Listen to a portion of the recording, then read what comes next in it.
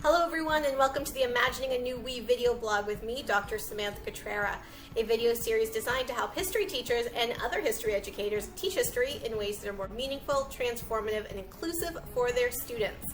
If you recognize the name of the person that I am speaking to for Pandemic Pedagogy today, you know that she doesn't actually need an introduction because Natasha Henry is a powerhouse in the Canadian history education community for her work about teaching and learning the histories of Black Canadians. She is an award-winning author, she's an award-winning curriculum developer, she's currently the president of the Ontario Black History Society, and next year she'll be Dr. Natasha Henry because she is currently finishing her PhD at York University in history with a dissertation focusing on enslaved Africans in Canada, which is research that is so vitally needed in Canada to be able to recognize the history of slavery on this land.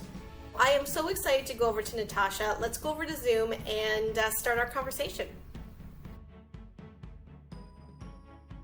Natasha, thank you so much for agreeing to speak with me today. I know that you are so busy, but I am so excited that you are here to share your decades of experience in this field. So thank you so much. You're welcome, and I'm so happy to join you in this conversation, Samantha. I think I just think that your perspectives of being a historian and author and educator and president of the Ontario Black History Society will just be a really rich addition to this. So thank you. Although I just listed a whole bunch of stuff, do you want to do your own introduction before we get started? Sure. So, as you had mentioned, I have quite a bit of experience as an educator. This year marks 21 years as an educator, mainly at the elementary level.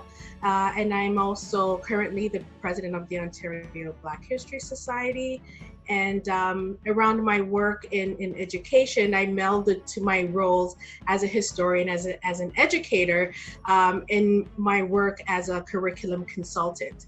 And so I focus on developing resources specific to teaching about Black, Canadian, and African diasporic experiences for K-12. And I am currently completing my PhD in history, looking specifically at the enslavement of Africans in early Ontario. So my roles, the work that I do overlaps in many respects, but it's something that, based on my passion that I really enjoy doing in whichever capacity. I said in my introduction before we got onto Zoom that soon I'll be saying Dr. Natasha Henry. So that'll be good. Working on it. Yeah. And I've been using your work and familiar with your work since I've been in the field. So 10, 15 years. So again, it's just wonderful to connect. So with this Pandemic Pedagogy series, I've been asking everyone the same 3 questions. And the first one is, have you thought of history any different because of this moment? Do you want to share your thoughts on that? Sure, absolutely. For me, I would say not so much. My views haven't changed. There are some longstanding feelings that remain, but they have been heightened by the realities of the COVID pandemic. For me, in the work that I've done, whether it's related to preserving and recovering narratives and experiences of people of African descent, or with the curriculum, that for me, there's always been a sense of urgency around the work because of the long-standing historic absences and exclusions.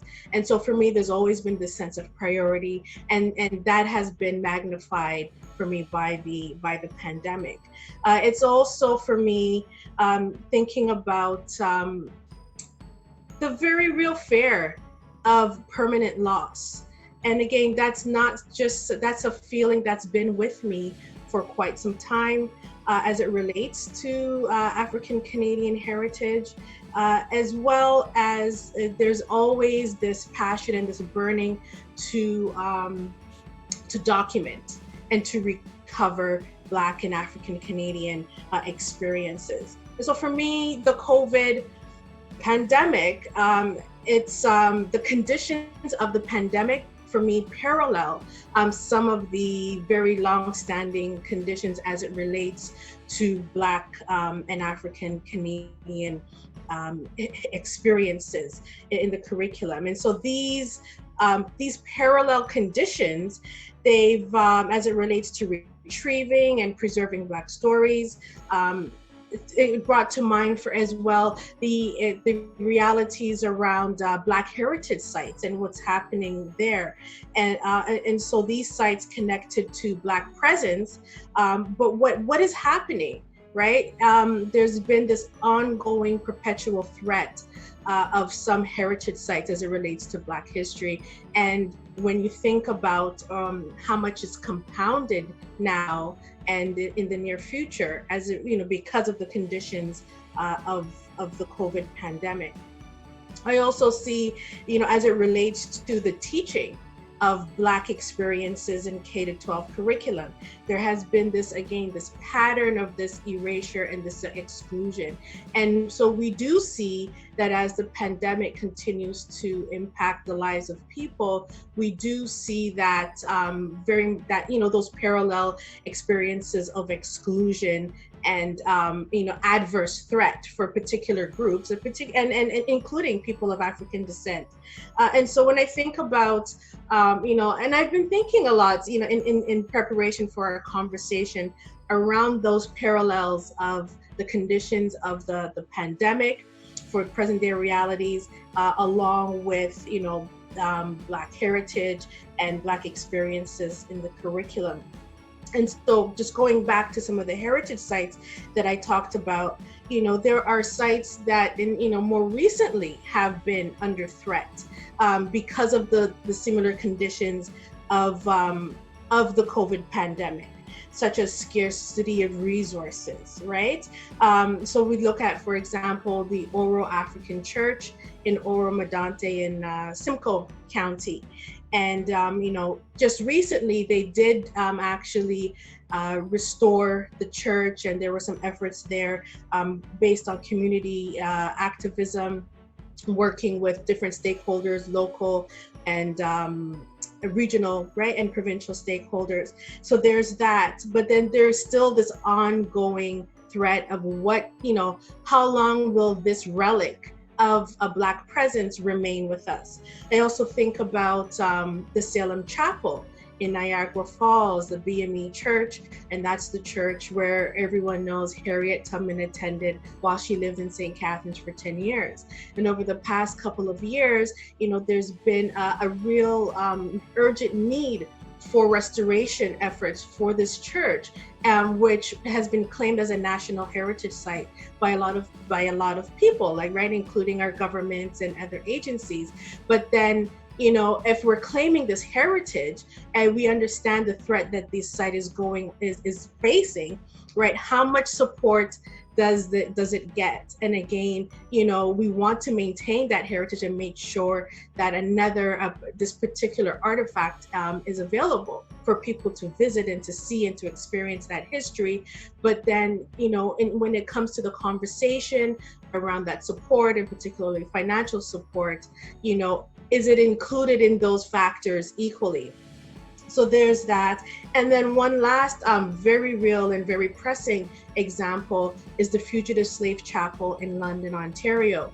And a couple of years ago, it was under threat of being demolished to make way for a parking lot by the owner. And through a lot of efforts, the church was moved, and it's now sitting beside the Bethel Emmanuel BME Church, which is, its future iteration of the Fugitive Slave Chapel. But it's been there, it hasn't been restored. There's a lot of issues around this restoration. And so as these conflicts continue to percolate, the site continues to be under threat. And so there's a lot of things at play in terms of that. And to me, I saw that in terms of, again, like the scarcity of resources, how much access do, Black heritage sites and organizations have to some of these resources, was to put them in a better situation moving forward. And so I very much see how that plays out for the pandemic. In relation to the pandemic, it also, for me, it makes a connection to the idea of social death. And I've been thinking again a lot about the impact that Black people are facing in COVID, which we see in the United States, and we see that here as well because of anti-Black racism and the racially disproportionate effects that are playing out in Black lives. And so with COVID, I see that parallels again as it relates to either heritage sites, but also again the curriculum. We think about, I've been thinking about as well, when we think of the racial disproportionality that's ongoing because of COVID, I've been thinking about some of the frontline workers and how a lot of these people, the personal support workers, are Black women. Right? And so what have their experiences been like? And, what is the historic trajectory that led these women to be, overly represented in these kinds of occupations? I think I've been thinking about that as well. And when you think about, the emergency distance learning that's happening, right, in elementary school and secondary school, responding to the COVID regulations and the shutdown, and what has been the curricular response from teachers and school boards as it relates to culturally relevant resources for teachers and for students to represent Black and African Canadian experiences. What has that been like? And so I've been, there's a lot of parallels that I see. It's not, in a sense where I'm not saying that the death that I'm referring to equates to the loss of an individual, of a family member, but that the conditions that make that happen disproportionately so for some segments of the population has been playing out for some time and has been exacerbated by the COVID conditions. And so we do see, lastly, in terms of another parallel that I see is, going back to what I talked about, that permanent loss, that sense of loss, that possible permanent loss, that will happen after things kind of settle and into a new norm. What will that loss look like? And in particular, when we talk about Black heritage sites, where will we be after COVID, right after things kind of settle down? What position will these organizations and these heritage sites be in? So that's something that I've been thinking about. And then I also think about how, with the curriculum and in this emergency distance learning situation, I've seen where a lot of the resources that have been shared and are being used, they intentionally or unintentionally kind of bring us back to the idea of a very strongly Eurocentric focus in the curriculum, in the history curriculum, or in other subject areas. And so what does that mean for Black youth, for Black children? There is, again, it's a contributing factor to this sense of loss of a sense of self, of the sense of identity, forging that racial pride around those experiences. So if we're already struggling for that inclusion and that integration in the curriculum and in classrooms in the regular conditions, how is that playing out now, within the emergency distance learning situation? And so those are some things that I've been thinking about in terms of the very strong parallels to this situation exacerbated by the pandemic. Thank you for that.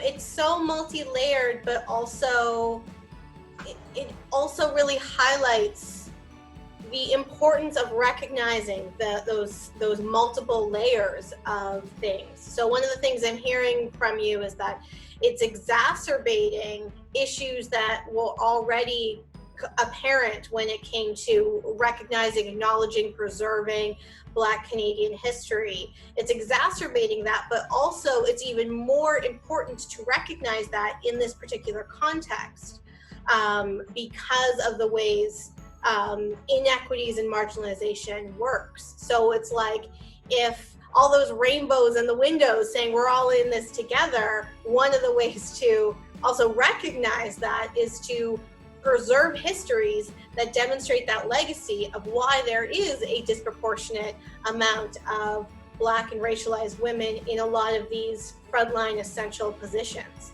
I think that's a really powerful way to, because a lot of people are like, well, I hope things are different, but what is that action? And that can be a really important source of action to ensure that these sites, for example, are preserved, and ensure that we are bringing in the histories of these sites into our classrooms as well. Right. Yes, and I should actually just just hearing you talk about that as well, I did want to just mention a couple of other things that it kind of connects with as it relates to the first question here. I also do see, when we're talking about the racial disproportionality, I also think we've been looking at the impact of state policies on Black people in the province of Ontario. And, with the, dealing with COVID and the documentation of data, brought to mind the government of Ontario and their reticence to collect race-based data around the who was impacted by COVID.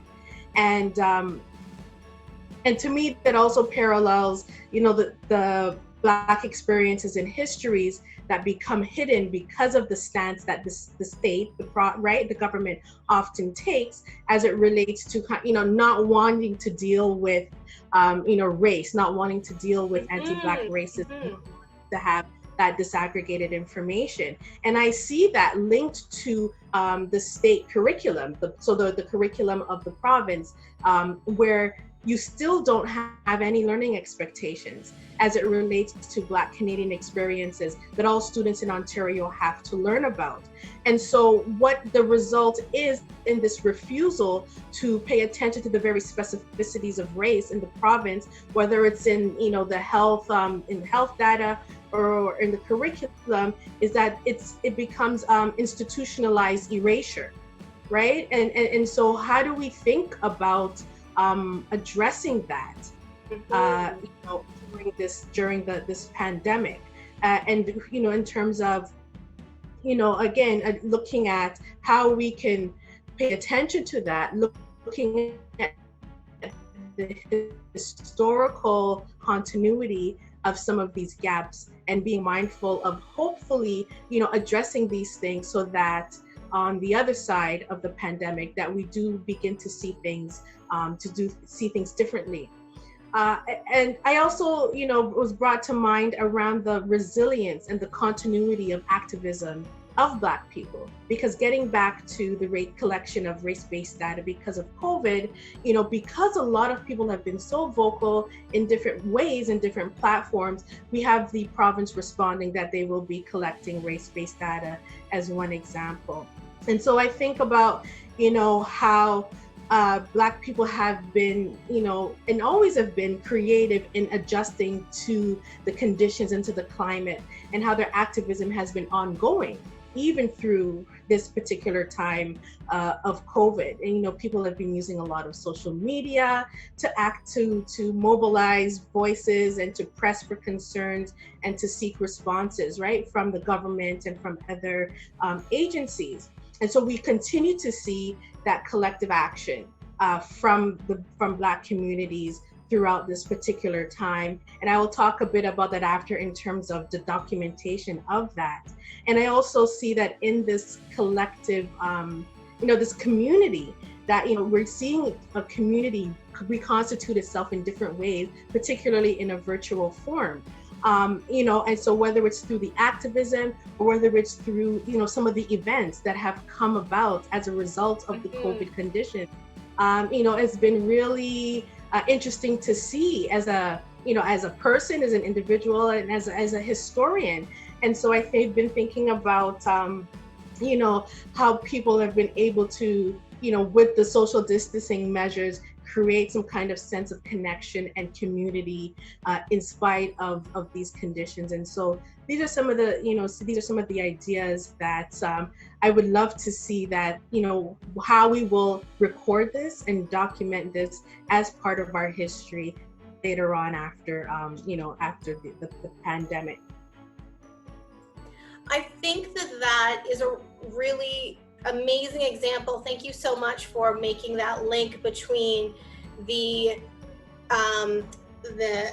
people advocating for race-based data related to COVID, and without having that data, the erasure of those experiences in history, because that has been ongoing throughout the histories of Canada on this land that we call Canada. And I think it's a really powerful example to think about in our history classes, for example, about the evidence that we're using sometimes have been crafted by the state to be purposefully exclusive to one set of experiences, and to link that to the ongoing activism. Dr. Funke Aladejebi's talk, when she was saying that, like, a lot of Black activists have been talking about these things that we can just see differently, see in a more mainstream way right now, but like these are the same issues that have been ongoing. I think those are really powerful examples to pull up, so thank you for that. Mm-hmm. Yes, I mean, I think with, there's been a lot of calls for documentation of histories and experiences during COVID. People have been documenting, participating in the documentation, whether or not they know it, on social media, for example. I've been seeing activities where, students are encouraged to keep a journal, a COVID journal, to document, what they and their families have been going through, during this time. And so we, it's important for us to do that. For us at the Ontario Black History Society, we've been having this conversation about, what can we do, right, as a historical society, to document some of these experiences. And so we're thinking about how can we document again some of these experiences of Black frontline workers, again paying attention to that historical context of why they're in these particular roles, thinking about some of the less savory experiences during COVID, such as the racial profiling that Black youth, for example, have been experiencing, in some places here in Canada, because of the orders around public space, the use of public space. But I also have been seeing as well, thinking about how can we document Black creativity during this time of COVID. And there's been a lot of examples that have been wonderful, looking at how young people have been using TikTok, right, around to communicate and to capture stories, thinking again about some of the events, and how, for myself, even participating in some of those online events. Just this past Saturday, there was a Versus sound clash. It was based as a reggae dance hall sound clash, so Beanie Man versus Bounty Killer, and just the community of people that were involved in this event. Over 500,000 people worldwide. People, right, such as myself, were watching and tuned in, looking at how the atmosphere and the feeling, the vibe was adapted to this online platform. Is really something to think about, to document, and to see, to look at how this was done. And so there's a lot of things, a lot of things to talk about and to record and to document as a heritage and historical society, that we would want to pass on to people of future generations as well.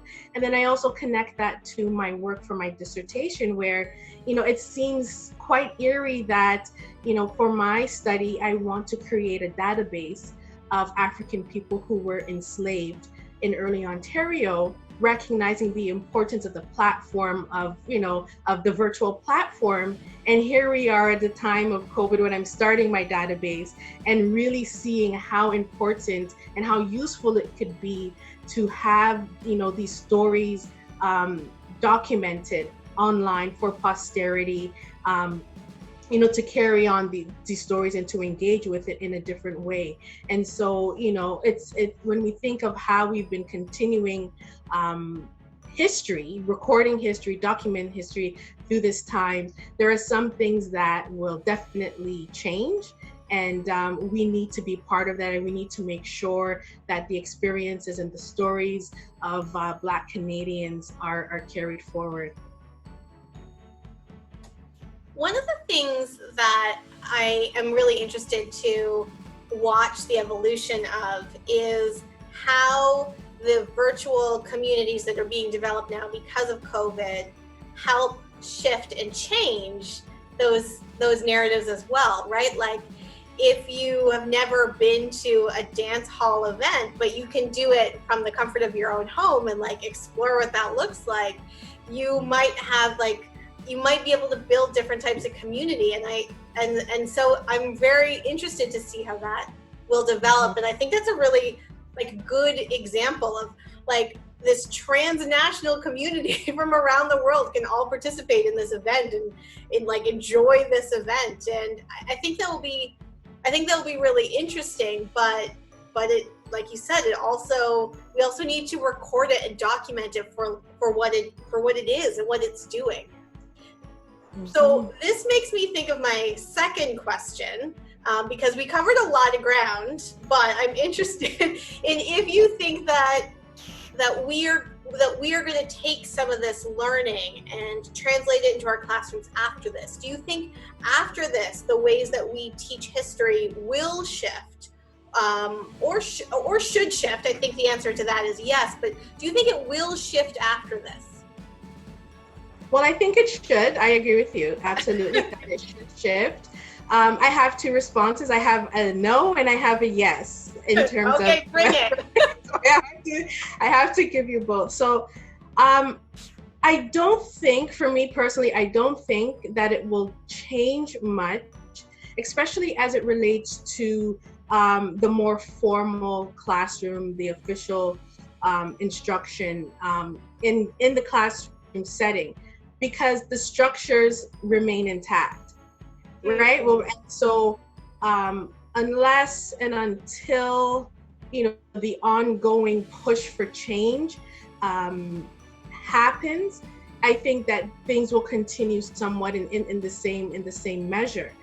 However, and so right, so there's this activism that's happening, and I should say, right, this activism happening at the same time when we're dealing with this with COVID, as it relates to the experiences of Black youth around the curriculum and around their learning in public schools. And so I hope that with this ongoing push and agitation, that there will be some change if the structural change can happen, right? And so whether it's the inclusion of curriculum expectations, so that it's not just left up to individual teachers to be inclusive of Black histories and Black experiences, or whether it's other kinds of institutional changes that would allow for a more reimagining of that kind of formal instruction. And so in that sense, it's contingent upon what will happen in the long run. I do also see a response to this lack of change by Black families during this emergency distance learning, in that I've noticed that a lot of Black families are choosing to kind of opt out of the official formal instruction that teachers are wanting to engage in this new environment, because it's not responsive to their child's cultural needs. And so families are opting to, I guess, homeschool in a sense, right, given the conditions, and are deliberately choosing to to use Afrocentric approaches to teaching their children, being more inclusive of, African experiences, whether it's early African civilizations, or being more intentional in teaching their children about, Black experiences, going along with some of the expectations of the classroom. And that is a response because of that, that failure of change in the formal structure of things. And so Black families are deciding, well, this is an opportunity to do some unlearning and some new learning, as a family together, to better ground our children in their sense of self, in their sense of their racial identity, because they have not been getting that in the classroom. And so this is the opportunity to do that. As it relates to more community-based education, I am more hopeful in terms of seeing some changes. And I think about the work that the Ontario Black History Society, that we have been doing, and we have to shift. We absolutely have to, and are shifting, in order to be more relevant and more accessible during this particular time. Our programming, strong focus of our programming is to educate, whether it's the general public, whether it's young people, or whether it's to serve as a resource for educators. And so for us, not being able to have our events, our in-person events right now, has caused us to rethink and to reimagine our work so that we can continue our commitment to education on Black histories, past and present. And so in that sense, I see that, and you did mention this earlier as well, that individuals and organizations who have always been pushing for change have always sought creative ways and new ways and different ways to engage and to be accessible. And so that's what we will continue to do in order to, as I said, in order to be accessible. And so we have to use the online platforms as one sense, whether it's through new online exhibits, digitizing some of our resources and our artifacts, hosting online events. These are things that are crucial in terms of thinking about and engaging in learning on Black histories in new ways. Yes, and I think that, like I said, there could be an element where there's a bit of a revitalization of certain engagement with community histories because of this in really powerful ways. And it's been, I think the Ontario Black History Society has had, especially for the last 5 years or so, a really robust online presence. But even more so now, I see posts, I see things to think about and engage with, especially because I am home and it's a lot easier to read 3 articles about something rather than just say, okay, I'll read this one article on the weekend. And it could be really exciting. It's interesting that you're talking about the structures of curriculum, because I speak to a lot of teachers for this series that are saying it's been a lot easier to cut things out and really focus on student-centric learning. And I'm a little worried that for some teachers that are engaging in that now, we'll go back to very, very didactic types of teaching and learning practices once they get back in the classroom as a way to grasp for normality. But often that grasp for the normality is a grasp for white supremacist narratives. And I am worried that there could be a push for greater tradition in the classroom after this. And other than people that I've spoken to talking about their own experience as parents, people haven't on this series talked about parents yet. And that's a really interesting element that you brought up, because it will be interesting if parents really force and push for different types of engagements with learning different content when their student goes back, whatever that looks like, because they have been engaging and thinking about what they want their child to formally and informally know because of the unschooling, homeschooling that they have been doing. Mhm. And yeah, and so you've presented another possibility upon return, the idea of returning to normal and what that meaning may hold for some people, right? And is it this return to, like you said, is it a return to normal? Is it return to more, white dominant narratives?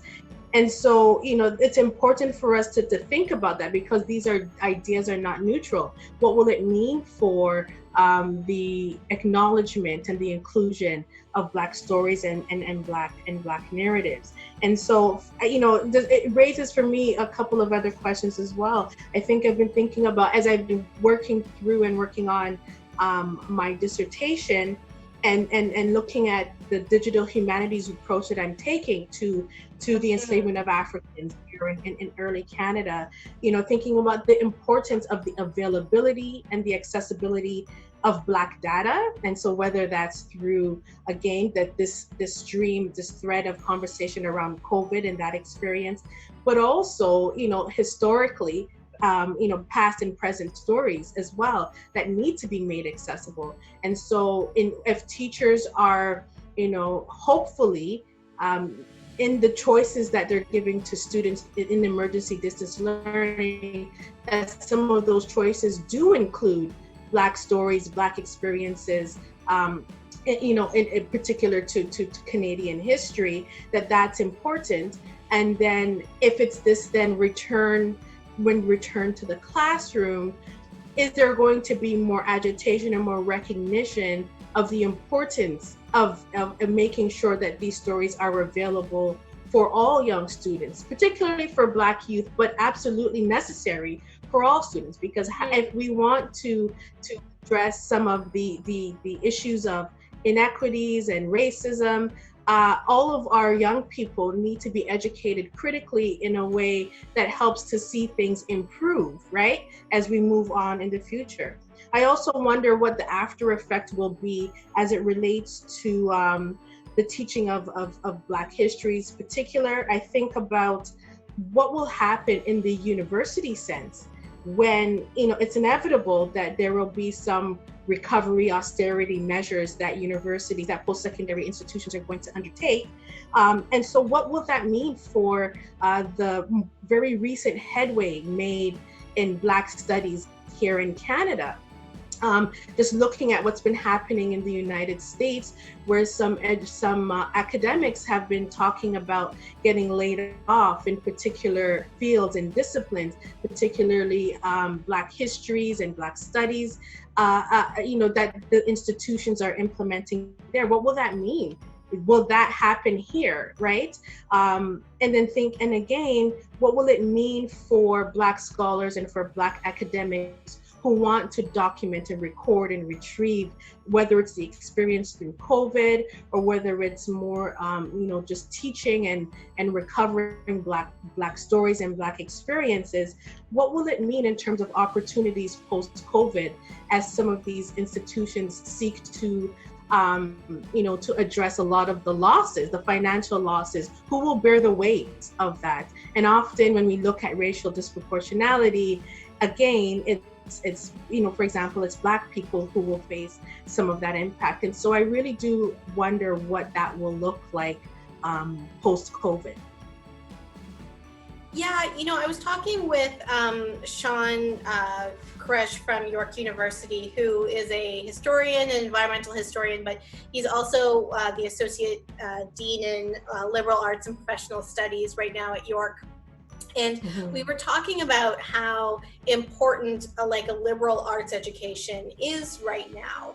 And, we were talking, I think I said in the introduction, I don't know if we said it together, but the importance of interdisciplinarity, and something like Black studies demonstrates that critical liberal arts, interdisciplinary, historical knowledge and foundation and mobilization that is going to be essential for rebuilding a world after this.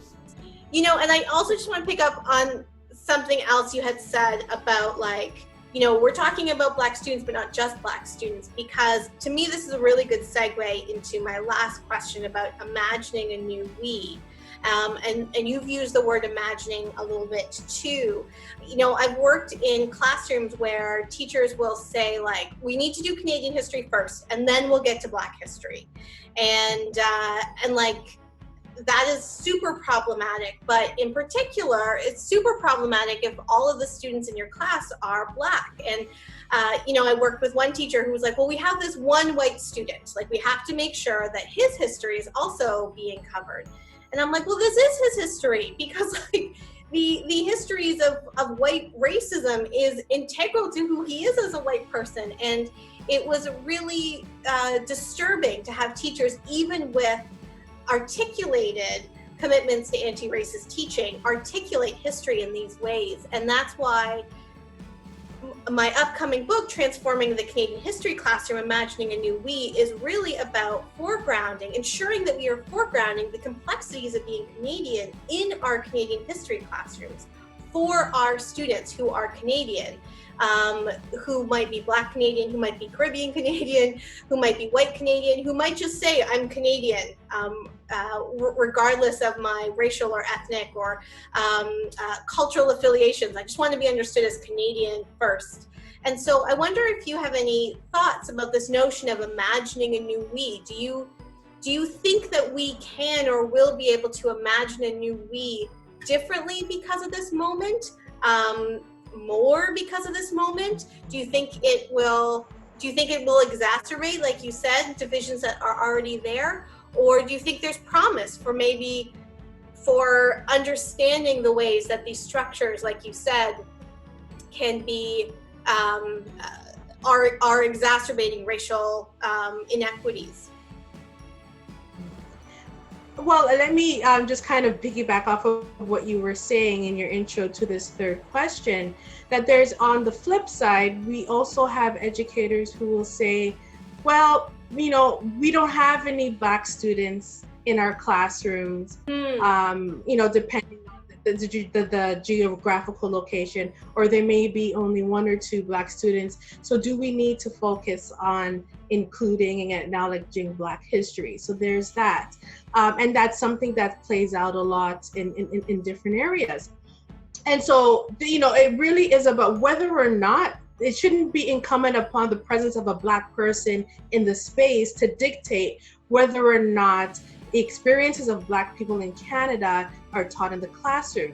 But again, getting back to the whole structure of things, what is guiding the responses of a lot of educators is the exclusion of specific learning expectations in the curriculum. Mm-hmm. And so that void, that gap, allows for that kind of response to say, I'm going to teach what's in the curriculum, which is very Eurocentric, very white, right? And so I'm going to teach that. That is the official, expectations that should be taught.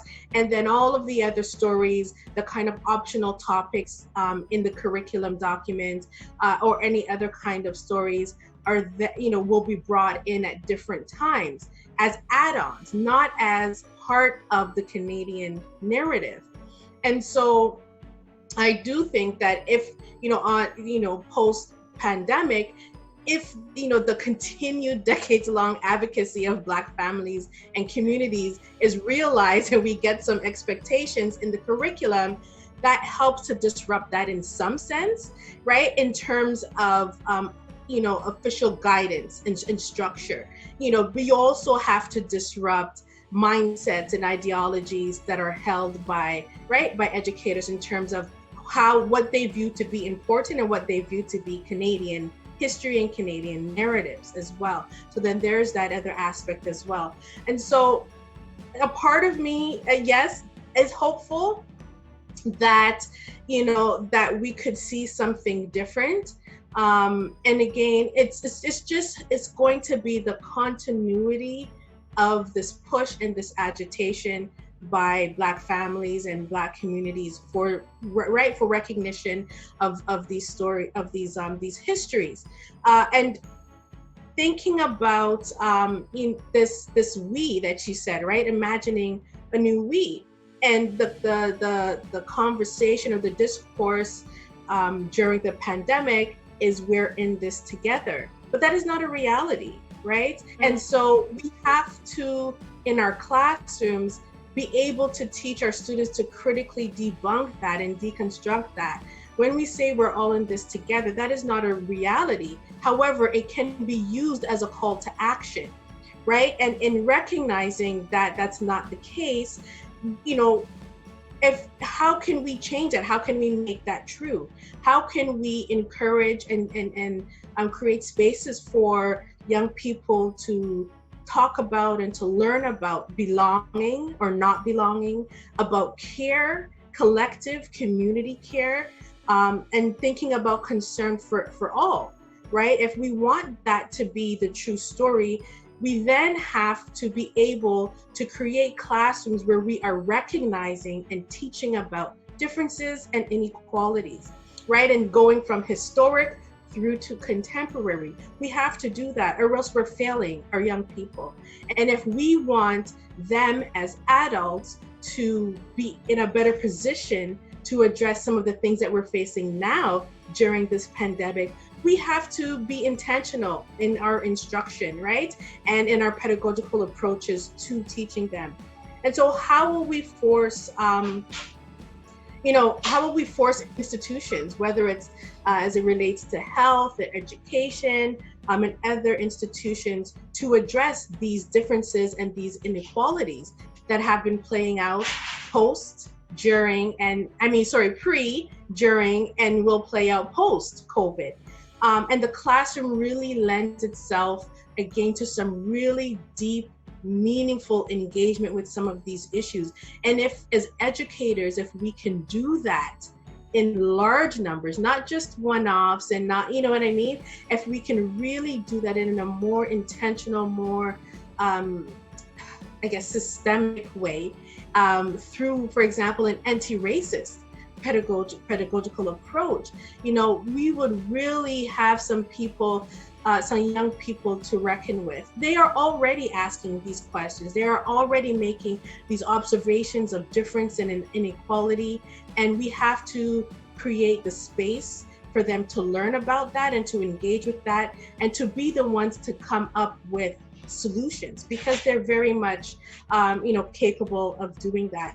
And so we do have the power to reimagine and to define we in a way that really is inclusive of everyone in all of their differences, not just trying to make everyone the same, right? And making things equitable. This we that we are envisioning, this future we, this new we, has to be one that things are equitable for all. And that means taking different approaches to address different issues so that we all then become in a better position together. Yeah, I love how you were like, if we do this in our classrooms, the youth are going to be a force to be reckoned with, because what I've seen with my work with youth is that they are just dying for recognition of the complexities, and they want to be engaged with these ideas in the classroom because they don't know where to put their lived experiences of inequities and the things that they're seeing about discrimination. They don't know where to put that energy. They want to understand the historical legacy of that, and they're looking for their classrooms as well as their families, their communities, their places of worship, to be able to make sense of that. And I think, just as you mentioned there as well, oftentimes these young people experience these things and they think it's in isolation, right? Because they may not, and some people have these conversations at home, but they may not have had the opportunity to really contextualize their experience into a broader context, historical context. And so, thinking, like, we think about the impact that will then have on a young person if they go through life not recognizing and not knowing that there are systemic forces at play in that those experiences that they may think is just happening to them, or they may place the blame on themselves. And so we have a responsibility, right, in order to help them to bring their entire selves to the learning space, whether it's a physical classroom or whether it's online, in order to engage with these thoughts and these experiences and these ideas. Yeah, there's this one article, I can't think of the reference off the top of my head, but due to the magic of editing, that reference is right below this video now, that said, like, the Canadian youth in particular are really proud of the cultural diversity that they understand to be Canada, but that they are going to get they're going to get more disillusioned by what that means the more that they have personal experiences of discrimination that they can't link to a systematic element of, like you saying, like having curriculum that doesn't have a curriculum expectation related to a very long, rich history of Black Canadians on this land. And when I preface that question, I don't mean to suggest that just because there's Black students in the room, that's the only reason why you have to teach Black history, but rather, like, the violence of not teaching Black history is even more apparent when you have Black students in the classroom and you're like, look at what I'm doing. I am not withholding my responsibility to demonstrate the complex legacies that frame all of our lives in this space. So thank you for just for making that distinction if that wasn't clear. And that wasn't how I took it, but it's just to demonstrate how it plays out on both sides. And so there is still a level of violence that is experienced in both scenarios, right? And so we just being cognizant of how that could play out, and then how those narratives are then used to kind of sometimes to silence those stories. And silence the experiences of young people in the room, because even if they don't know the whole history, like their own personal histories, like, it's embodied in a lot of ways. Like, I have been in classrooms as a student where I'm just like, this does not feel right. Like, this does not make sense with my experiences. And students feel that too, right? Like young people feel that, even if they can't articulate it. And if we fail to do what we're talking about, if we fail to do that, then we fail to bring in another generation of young people in terms of getting them to see how relevant history is to their lives. And the fact that, as I like to say to young people, that you are history in the making. And so history isn't just 1814, 1834, or 1956. History is today, and you are part of history as well. But if we, again, do not, provide them with the space to have those skills in order to see those connections, we are not going to bring in another generation of people who love history and who understand its complexities, who want to engage with it, who want to revise it, who want to present it in different creative ways. We will fail to address that. And I know I don't know how much out of scope this is, but there's the conversations with history departments, or how can they remain relevant today, right? In terms of whether it's undergraduate studies or graduate studies, how can they continue to bring in young people into the field? Well, it starts in elementary and in high school, right? And if we don't engage young people with history in very creative ways, in ways that is of interest to them, if we're not meeting them where they are, then we're also, failing in that respect in order to grow and enhance the discipline. Yeah, I was talking to another teacher earlier today, and she was saying, her grade 10 students would say to her, like, Miss, like, why is this important?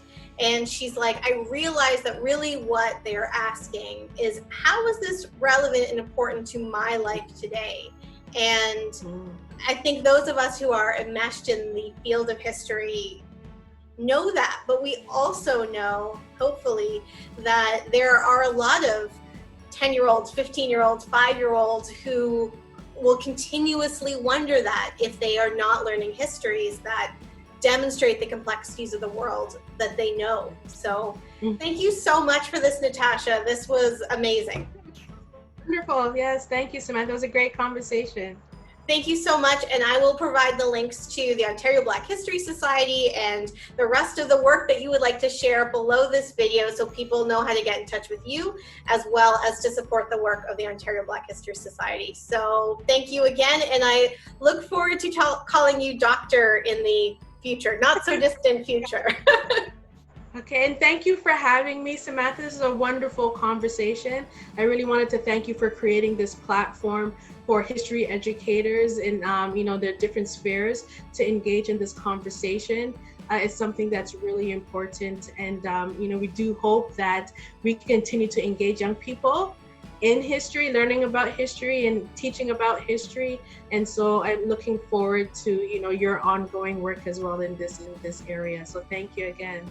Well, thank you, and likewise, I hope we find more points of collaboration in the future, whether that is virtually or in person. So thank you again. Okay. Okay, bye.